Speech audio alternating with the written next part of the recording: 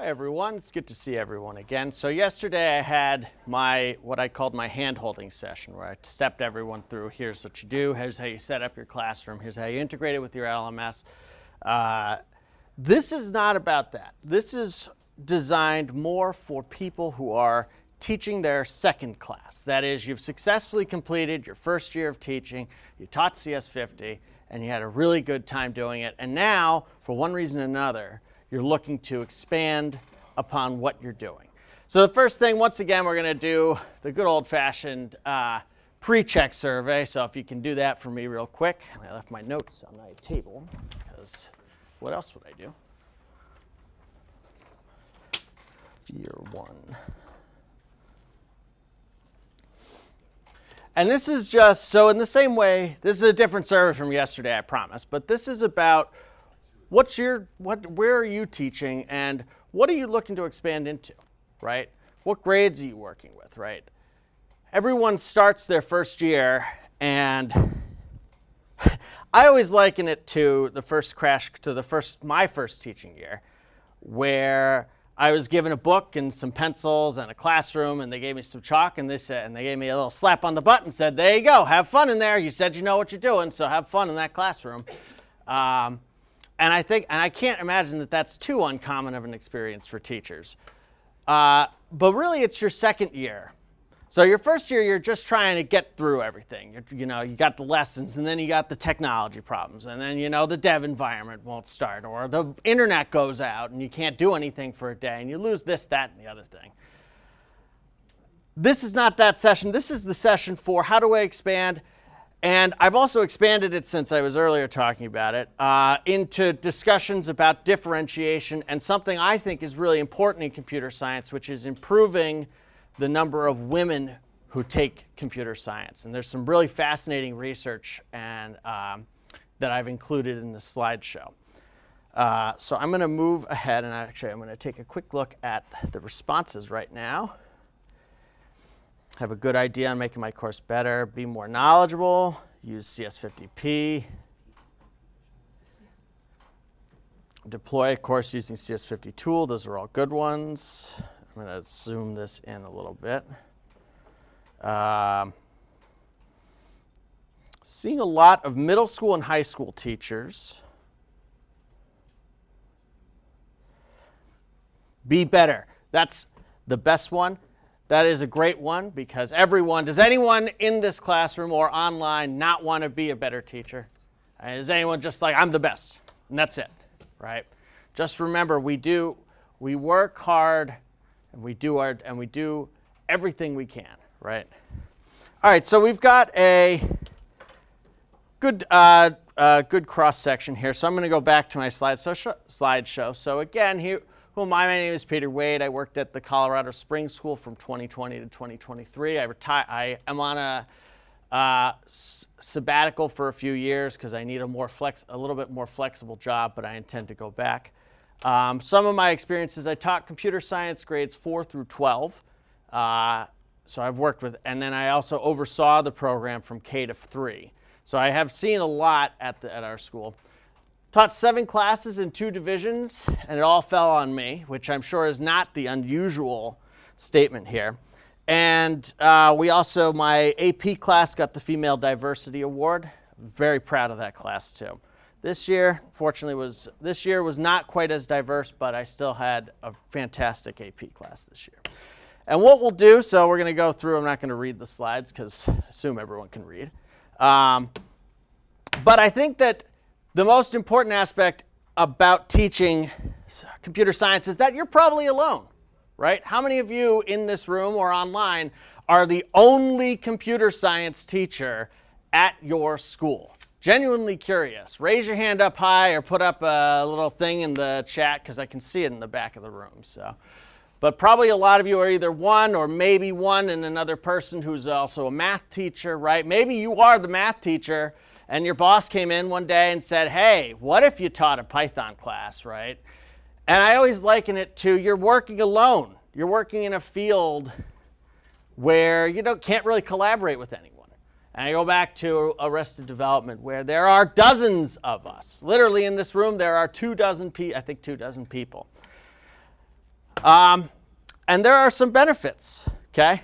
First one is that no one knows what you're talking about, right? So you could tell your boss, all you have to do is start talking to your boss about how arrays work and how to filter arrays, and your boss, probably an English major, right? Your director will just be like, I don't know what you're talking about. I'm just going to assume that you know what you're doing, right? But at the same time, when you run into a genuine problem, there's no community at your school, right? It's not like the English department where they can talk about The Great Gatsby together and discuss their favorite sections. You're all alone. But you're not. And so one of the top tools to prevent burnout is to understand that there is a community out there. There are a lot of communities out there, right? So the first one is the CS50 community. If you are teaching CS50, absolutely click that link, join up, get your email on that list, because there's a lot of great discussions in there. If you just want to chat with someone, you're running into problems, you can put it in the chat and people will say, oh yeah, that. Sometime, and obviously the administrators are watching it as well. The Computer Science Teachers Association is a fantastic group. They have a conference. I believe their virtual conference is coming up. Some of the research about women in computer science, actually all of the research about women in computer science, comes from my time at the CSTA conference in Chicago last year. They have a virtual conference coming up soon. Highly recommend that. You've got other online forums like CS Education. I think that CS50 also has a Reddit page somewhere.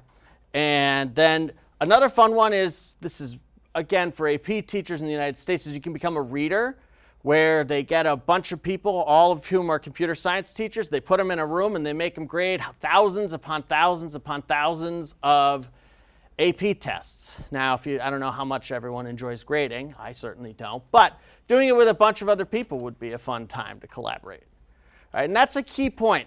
Just remember, you're not doing this alone. It'll feel like it, but you're not. There's a big community around. And there's a fun one too. If you're in K-12, right, you probably have a local community college or university. And my absolute favorite thing about the education community is that you can email professors and say, I'm really interested in this. Do you have any research, right? You can build a community yourself. Most likely your local college has some sort of computer science program, and you can contact other teachers who know what you're talking about. And I always liken this to my former, so you're sitting around, you've just finished your first computer science class, your first CS50 class, and all of a sudden your your dean of curriculum and curriculum and learning walks in and he goes, Pete, you had a great class last year. We had great reviews. What if you offered another class? What if you just did another class for me, right? And you go, but Ron, I'm a math teacher. I don't know what you want me to do, right? But so it begs the question of how do you expand your program using the same modules, right? If you implemented the AP curriculum, you can say, okay, well, I've got the AP curriculum. Well, what else is there? And the answer is quite a bit, right? But it's also okay to say no. There's a global shortage for labor at the moment, so it's not like they can really do anything if you say no. If you don't know, if you can't do it, you can't do it. Don't stress yourself out and say, I have to do this, right? Because you don't. Maybe learn how to do it, but it's okay to tell your administrator, I can't. I don't know how to. That was something that took me a long time. Some other suggestions about preventing burnout. First of all, planning is everything. I'm a notoriously short-term planner. So definitely plan stuff out. When you're in class, it can be very stressful because something will go wrong. Okay, it's the core aspect of computer science is that at some point something's going to fail. And when it fails, just laugh it off, which is easier said than done. I've also been there, I promise. But it is, you keep trying and trying and trying, and you can move, maybe you can move on, maybe you can get suggestions from the audience. But it's okay when you're in class to have a failure, because you're going to have one at some point. Might be your fault, might be the internet's fault, but there's something that can happen. Flipping classes is something I really strongly believe in. That's a URL that'll take you to something about flipping your classes, some strategies and ideas. It requires more planning, but it makes it much easier for when kids hit a wall, and instead of answering a question at 8 at night or 2 in the morning or something, you're just right there. They call you over, they say, Mr. Wade, I can't understand this error. And you just go over, look at the error, and say, oh, it's because you got a semicolon on line 20. The computer has no idea what it's supposed to do there. As I did yesterday, laugh about technology breaking. Okay, it's going to happen. It's a core aspect. I always say that computers only do exactly what we tell them to do unless they want to do something else, which has yet to be proven wrong for me in most cases. And again, it's okay to make a mistake. Everyone makes mistakes when you're teaching. So it's really, to those of you who are new or even returning, I think it's always important to say it's okay to make a mistake while you're teaching computer science. It's how we learn. How our kids learn and how we learn. So I'm going to really briefly pause and ask if there's any questions from the audience about this or suggestions from the audience, ideas that they've had in preventing burnout or getting or keeping going when they're exhausted. I don't see any in here. Any from online? No? Give it another second.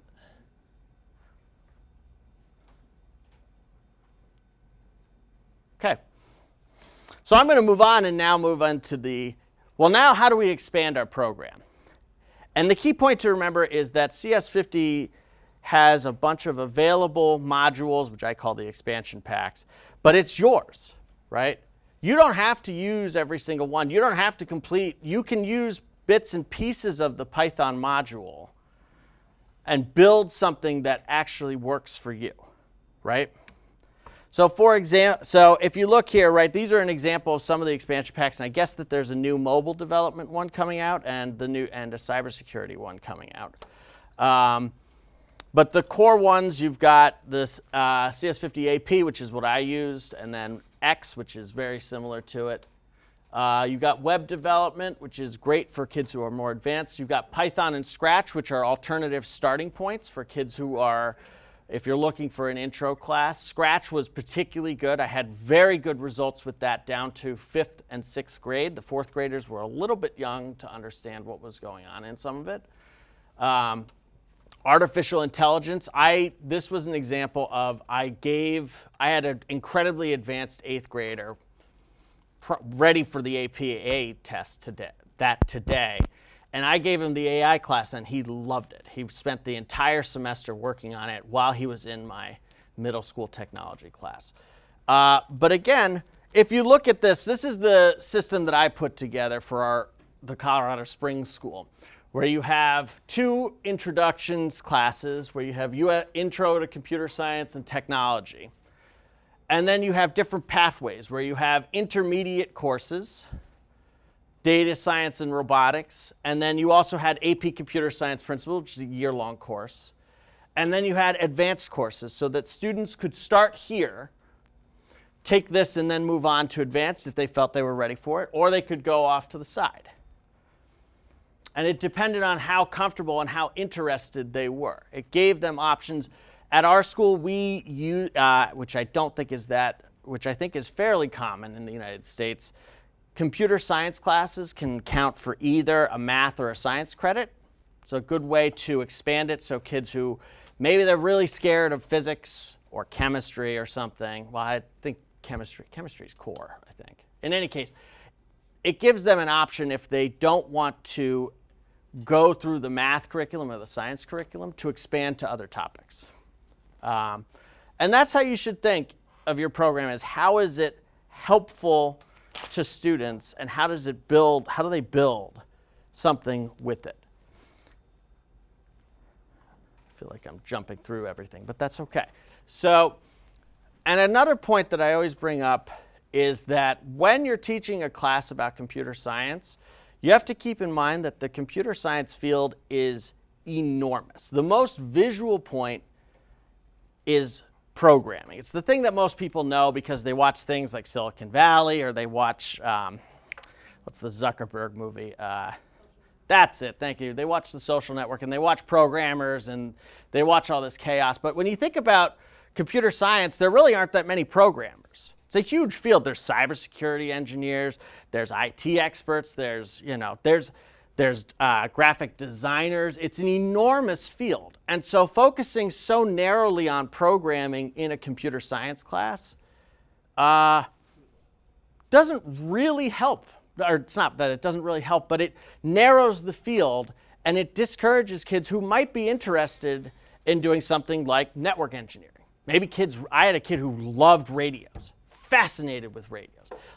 Took my class, didn't really connect with the programming part, but he loved the network engineering part because he was just fascinated with the concept of radio waves interfering with one another.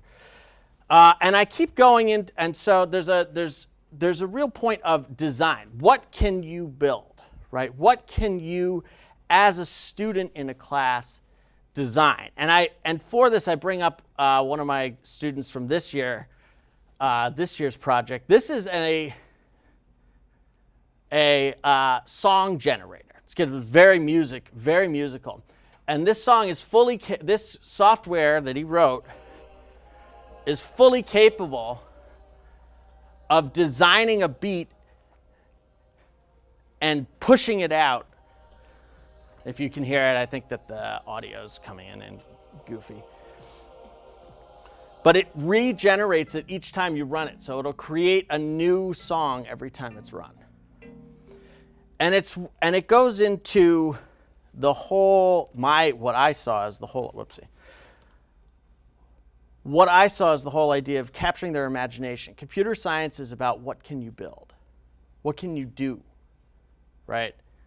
You look at the enormous number of computer science projects or websites out there. And so when you're designing programs, you just need to think, what can I build? And that's what you should be encouraging your students to think along the lines of. What can I build through knowing this, right? What can I create? And I go back to this old SpongeBob meme, which is, he goes, imagination.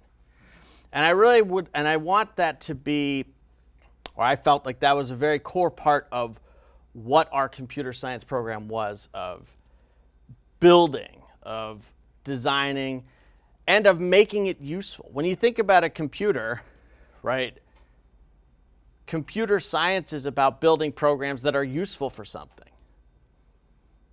You know, it's not just this abstract topic where you go once a week and learn how to do some programming, and maybe you build a Fibonacci sequence and the kids go, oh, look.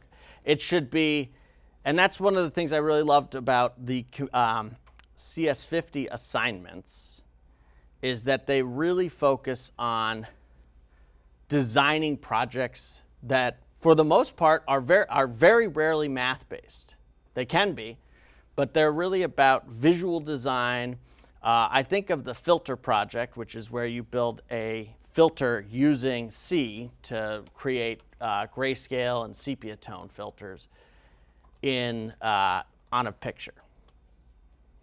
And again, this is all my personal opinion. Everyone has their own ideas. But these are just some ideas that I want to throw at you. For those of you who are going to have your administrator walking in and saying, hey, what if you expanded your classes? Or you're looking at the existing classes and you say, well, I want to offer something more interesting, right?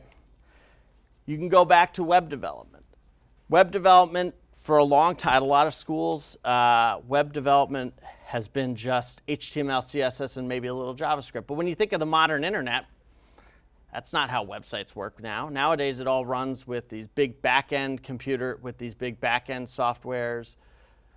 with an enormous amount of back-end software, database connections, and so that's a point that the kids really connect with in the CS50 web curriculum, is that they're building dynamic websites, not just static pages with a lot of design elements. And in doing that, I want to just mention, I promise I will stop talking about this in a second, you are not exclusively bound to CSS or to CS50. You can take modules that interest you and throw out other ones that doesn't. In my AP class, for example, I very rarely got to Unit 5, usually from lack of time. But I also felt for the test, when I have such limited time, I didn't necessarily need Unit 5 or the Flask unit. As interesting as they are, I just could never make it work in my schedule. So if you look here, you've got my web development class, which starts with understanding technology and the internet. And then you jump into Wix for Education. It's not a CS50 module, but it works. Helps them introduce it slowly to the point where they understand, okay, Python and Flask, and then you move to Django. So they get a little ramp up, right?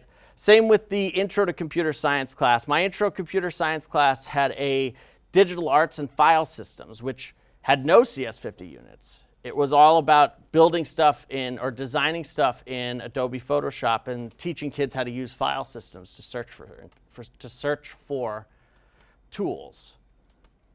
And then we use the CS50 Scratch. And this is a topic that we'll do and that I'm going to talk about when I talk about differentiation. But in the CS50, I would either, depending on how my class was doing, we would either do the CS50 Python unit, or we would use a different software entirely, because sometimes my intro class students really had a hard time programming in just pure text. And they had a real trouble using the terminal window to do things, to get the computer to do what they were trying to do. So I'm talking at a CS50 teacher workshop saying you don't necessarily have to use it for everything. Before I jump into differentiation, are there any questions, comments, curiosities from in the classroom or out of the classroom? Or in the classroom or from online? Okay. So these are two topics that are very important in American school system. Again, I'm going to speak from an American perspective because that's where I've lived, but we have something called IEP and 504s, but then we also all have students who have different learning differences.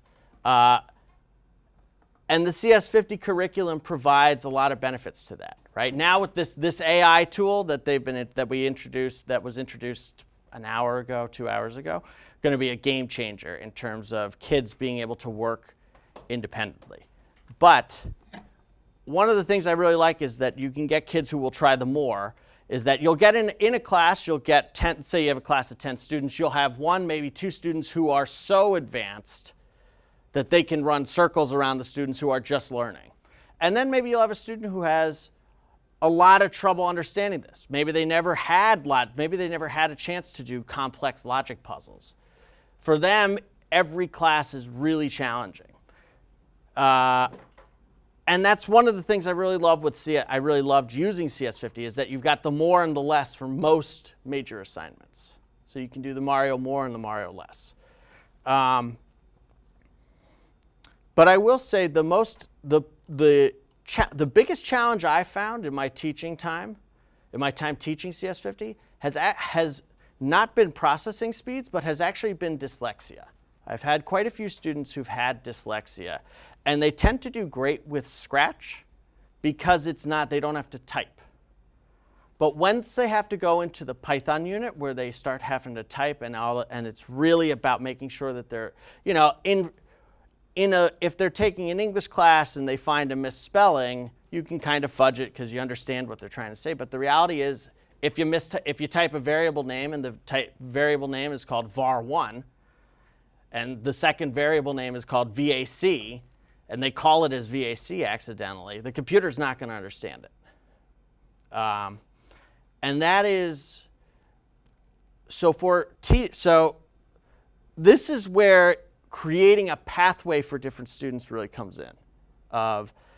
If you have a student, I had a student last year, 2 years ago, very bright student, terrible dyslexia, to the point where he could not where we started the Python unit, he couldn't even get his programs, the interpreter, to run because his misspellings and everything were so bad. And I spent a long time before I said, you know what?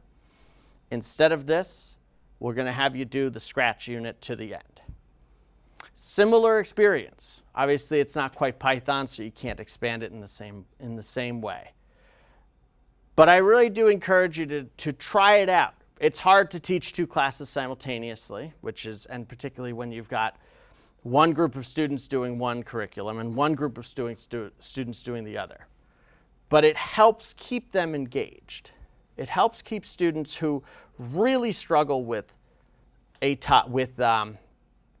who have a learning difference, who have a real issue working at full speed, working at the same speed as other students, helps keep them engaged in the topic and makes them feel like they're a part of something. Any questions or comments? And I will say that I'm speaking from having worked in private school largely. I have never worked with an IEP or a 504 student in computer science. I worked with them in French, but not in computer science. So I'm not quite sure what working with an aide is, but the other benefit you have is that if your student has an aide, they can get the tools as well. The tools are all free. Tools are all free, and you can easily add them to your classroom.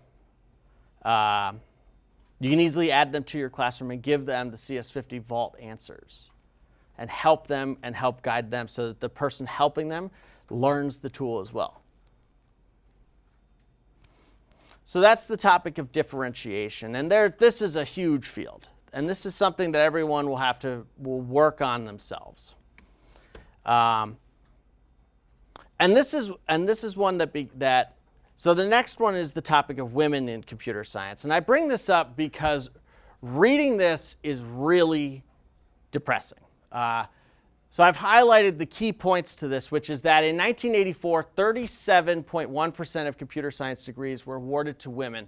By 1990, that had dropped to 29%, to 26.5% in 1998. And that by 2011, that number had dropped to 12% of bachelor's degrees were awarded to women. That's the United States. By 2011, only 0.04% of women planned to major in computer science compared to 3.3% of men. The study also found that 15% of computer science majors were women. Now, this is because there's a couple different studies here. And reading that, it goes back to elementary, middle, and high school. And this is a real part of it is that there is a partially cultural, but I'll finish this page first. Although teenage girls are using computers and the internet at rates similar to their male peers, they are 5 times less likely to consider a technology-related career or take post-secondary technology classes. The National Center reports that the SAT takers who intend to major in computer science, the proportion of girls has steadily decreased from 20% in 2001 to 12% in 2006. And it begs the question of why. Why is this happening? I obviously don't have the answer. But what I can tell you is that you start to see this emerge. The earlier a student is introduced to a topic, the better they will be at it. Does anyone disagree with that statement? Right? Would anyone on planet Earth disagree that a student who's introduced to it in first grade will likely continue doing it throughout the rest of their life? Probably not, right? And that's something and so there's a lot of research, and I can't recommend this woman enough. Dr. Allison Master, I forgot to put the doctor on there, excuse me. Dr. Allison Master at the University of Houston. She is speaking at CSTA, but she has an enormous quantity and quality of research into this topic and to ways to improve the number of girls who take computer science in the middle and the high school level. One of the most, and I encourage everyone to click on this specific link and take a look here. There's a fascinating statistic, and unfortunately it's not in this one, but 80% of 8th grade girls in the United States do not feel that they belong in the computer science field. 80%.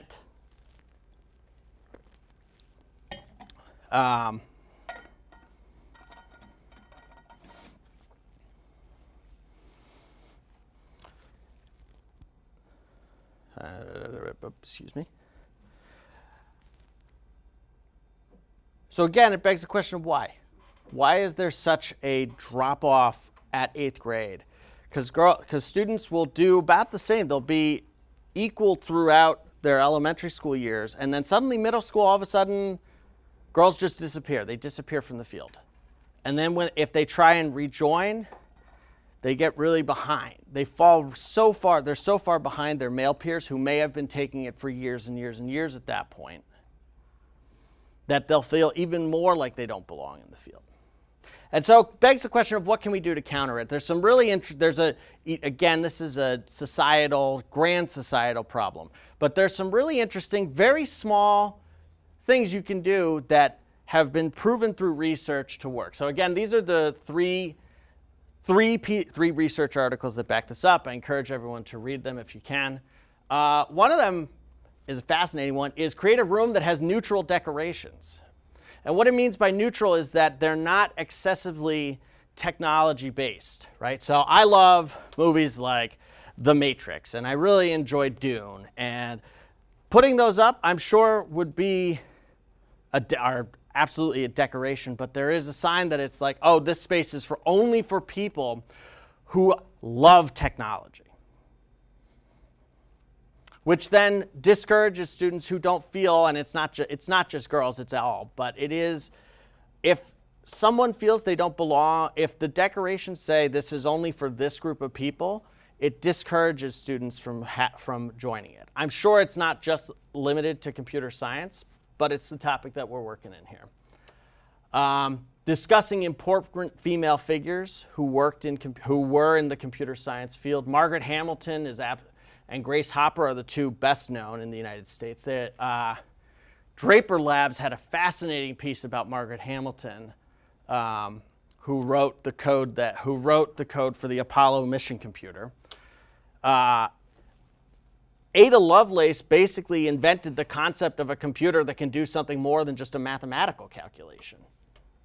The whole idea of modern computing comes from a woman. So discussing them could be another topic. This is a fascinating one that I learned, and this actually is from a book called Last Lectures. But so this one I'm not quite sure if it's as research-based as the other ones, but it's the idea of creation of stories. Really interesting idea of encouraging students to create stories using programming. And I've seen that with quite a few students. One student in particular, call her Ivy, she created a very complex story using Scratch that went into a whole bunch of different twists and turns, and that had fascinating links between the characters, because it was about a story-driven development as opposed to a mathematical-driven development. And I'm sure that I hate this statement from students, but I'm sure we've all heard the statement from at least one student, oh, I don't do math, I don't like math, right? Math, unfortunately, will scare students away. It's one of the things in computer science, you often see people talk about the Fibonacci sequence, which is really interesting, but for a student who's really struggling with mathematical concepts, doing the Fibonacci sequence is a pretty challenging concept.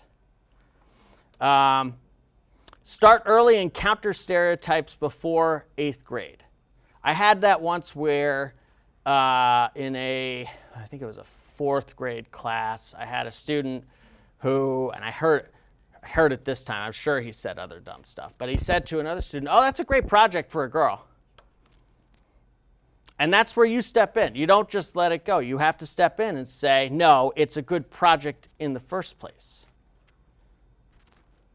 Right? We have to actively help students, all students. We can't let projects happen like that. We can't let statements go on like that in our classroom, because it discourages women. It's all start small, but compiles. It's like a snowball rolling down a hill. It'll build up the longer and farther that you go.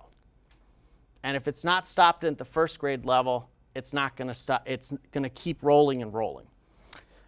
This is one, I can't quite speak to this as much because I did this all the time, but active check-ins during work times. I have heard, I've not seen it myself, that girls are less likely to express that they're having problems with a computer, with a programming set. Again, I would just wander around. So making it less of a thing when a student asks for help is a huge part of building an inclusive classroom, is making it a non-issue when someone asks, hey, I can't figure this one out. And if another student's like, what do you mean you can't figure that out? You say, well, you couldn't figure something out either, right?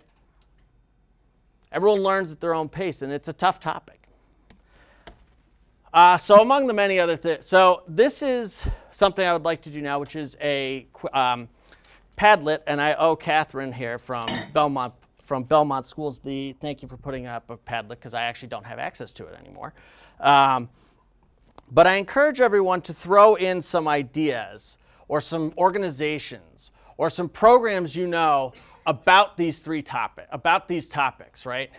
What are some inclusive practices that you have found that have worked, maybe have not worked? What are some organizations that you know of that have worked really well? Girls Who Code, I really like, that's a really good one. There's another really interesting one called Art/Code, which encourages artistry as a part of the computer science learning field. Theatrical examples, which I think is a great one. The more active a classroom is, the more interested the kids will be. I think is this, do I have to reload it or does it automatically populate? Yeah, oh, sorry. Excuse me. There we go. Sorry about that. There we go.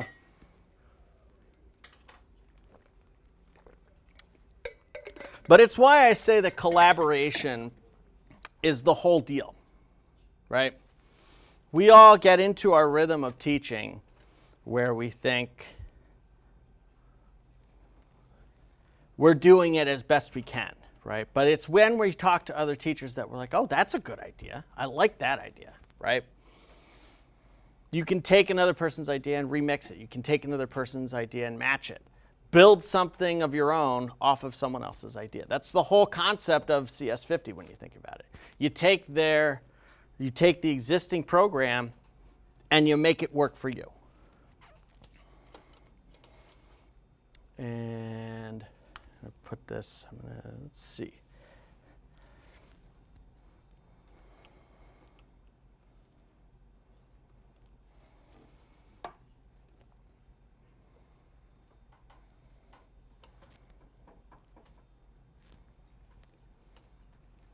Almost been talking for an hour, so.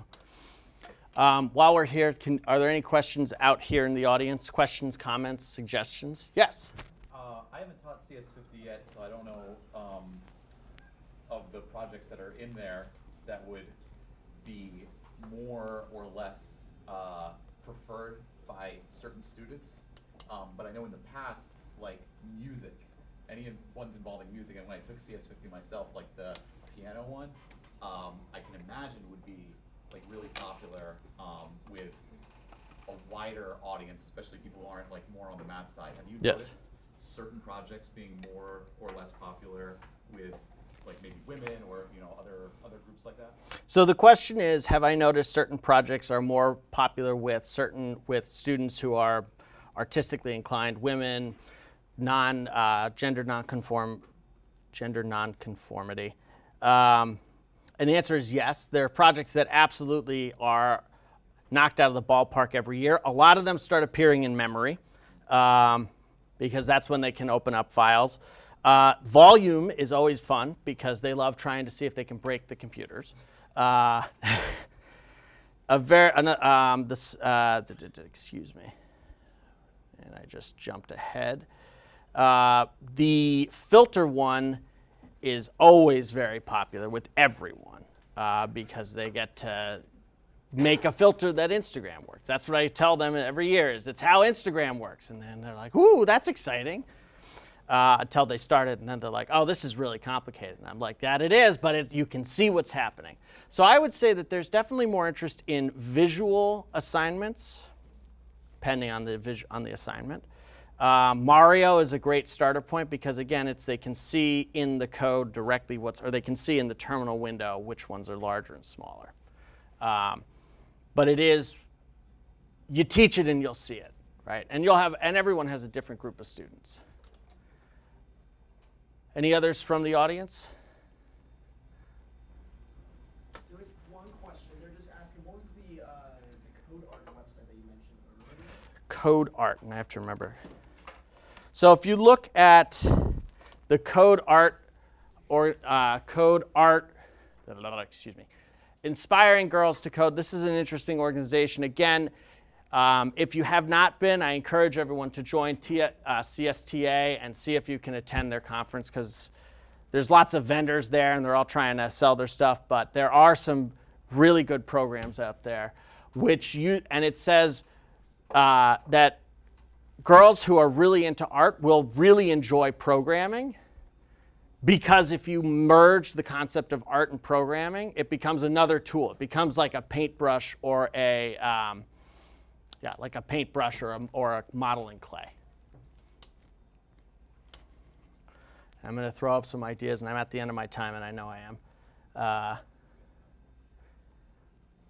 Be inviting, not just welcoming. I've found that I can get more participation from girls when I hand them a physical invitation to an activity or an event. That is a really interesting one. Let's see. Pie ladies or conduct introductory programming workshop for peers or juniors. I like that idea. Throw a before school recruiting donut party. I like that idea.